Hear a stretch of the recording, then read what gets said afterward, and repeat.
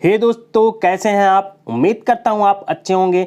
मैं हूं विनोद राज। स्वागत है ट्रिकी हिंदी साहित्य चैनल में। दोस्तों, आज हम कक्षा 9 की एनसीईआरटी बुक जो दूसरा पार्ट है कृतिका, उसके दूसरे पार्ट को हम पढ़ने वाले हैं। दूसरे पार्ट का नाम है मेरे संग की औरतें, जिसकी लेखिका हैं मृदुला गर्ग। मृदुला गर्ग एक बहुत ही अच्छी और एक फेमस लेखिका हैं। इनके जितने भी कहानी, उपन्यास, जितने भी लेखक शैली है, जितने भी संस्मरण, रेखा चित्र वगैरह जो है वो बहुत ही अच्छे हैं और पढ़ने में बहुत ज़्यादा अच्छा भी लगता है। तो आज हम इनके मृदुला गर्ग की एक संस्मरण है जिसका नाम है मेरे संग की औरतें, उनको पढ़ने वाले हैं। उससे पहले यदि आप मेरे चैनल को सब्सक्राइब न किए हो तो सब्सक्राइब कर दें, बेल आइकन प्रेस करें, जिससे आपको आने वाली वीडियो की नोटिफिकेशन मिलती रहे। लाइक करिए, कमेंट्स करिए और इस वीडियो को अपने दोस्तों तक शेयर करिए। तो चलिए आज पढ़ते हैं मेरे संग की औरतें, एनसीईआरटी कक्षा 9 की कृतिका, हिंदी कृतिका के पाठ 2, मेरे संग की औरतें। पाठ का सारांश देखते हैं।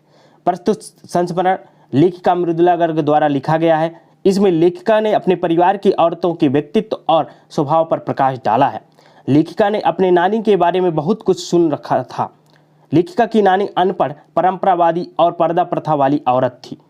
उनके नाना ने तो विवाह के बाद कैम्ब्रिज विश्वविद्यालय में बैरिस्ट्री पास की और विदेशी शान शौकत से जिंदगी बिताने लगे, परंतु नानी पर उनका कोई प्रभाव नहीं पड़ा। अतः नानी ने अपने पुत्र की शादी की जिम्मेदारी अपने पति के एक मित्र, स्वतंत्रता सेनानी प्यारे लाल शर्मा को सौंप दी कि वो अपनी बेटी की शादी आज़ादी के सिपाही से करवाना चाहती हैं। अतः लेखिका की माँ की शादी एक स्वतंत्रता सेनानी से हुई। वे अब खादी की साड़ी पहना करती थी जो उनके लिए असहनीय थी। लेखिका ने अपनी माँ को कभी भारतीय माँ जैसा नहीं देखा था। वे घर परिवार और बच्चों के खान पान आदि में ध्यान नहीं देती थी।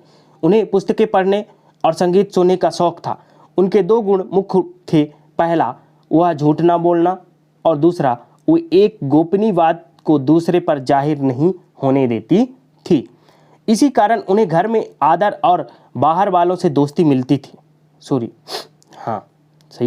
आदर और बाहर वालों से दोस्ती मिलती थी। लेखिका की परदादी को लीक से हटकर चलने का शौक था।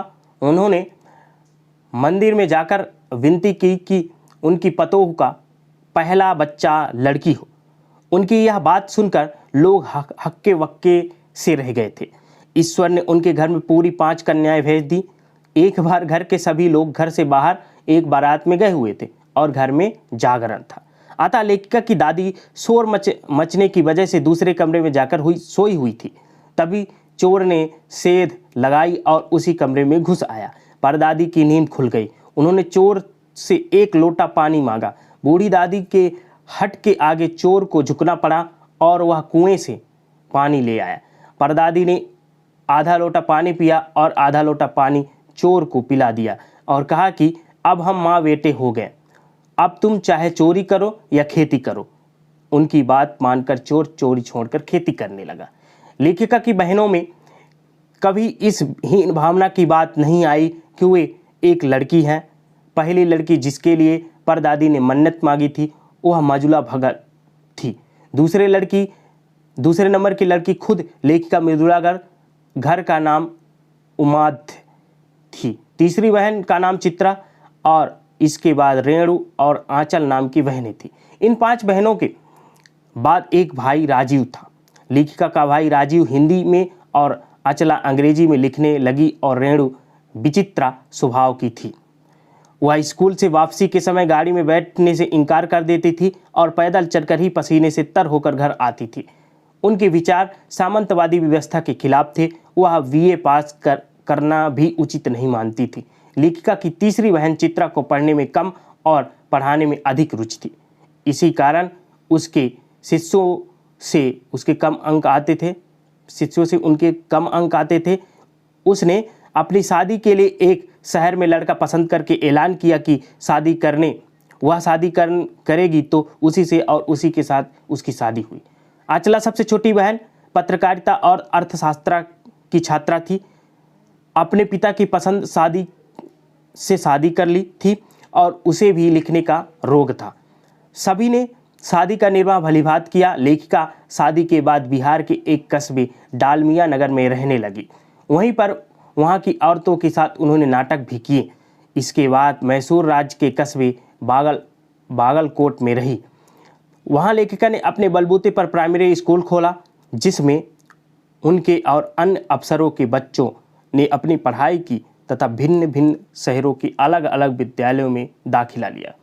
विद्यालय खोलकर लेखिका ने दिखा दिया कि वे अपने प्रयास में कभी असफल नहीं हो सकती। परंतु लेखिका स्वयं को अपनी छोटी बहन रेणु से कमतर आंकती थी।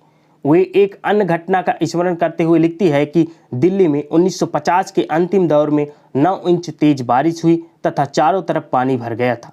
रेणु की स्कूल बस नहीं आई थी। सबने कहा कि स्कूल बंद होगा, अतः वह स्कूल न जाए, किंतु वह नहीं मानी। अपनी धुन की पक्की वह 2 मील पैदल चलकर स्कूल गई और स्कूल बंद होने पर वापस लौट कर आई। लेखिका मानती है कि अपनी धुन में मंजिल की ओर चलते जाने और अकेलेपन का कुछ और ही मजा होता है।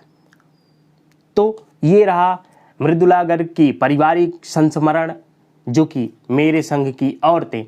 ये उनकी 5 बहनों की ही कहानी है और नानी की परदादी की कहानी है, जो कि बहुत ही अच्छी है। इसको आप एक बार पाठ को पढ़िएगा। उम्मीद करता हूँ ये वीडियो आपको अच्छी लगी होगी। यदि वीडियो अच्छी लगी हो तो लाइक करिए, कमेंट्स करिए और इस वीडियो को शेयर करिए। नेक्स्ट वीडियो में इसके प्रश्न उत्तर बहुत जल्द ही आएगा।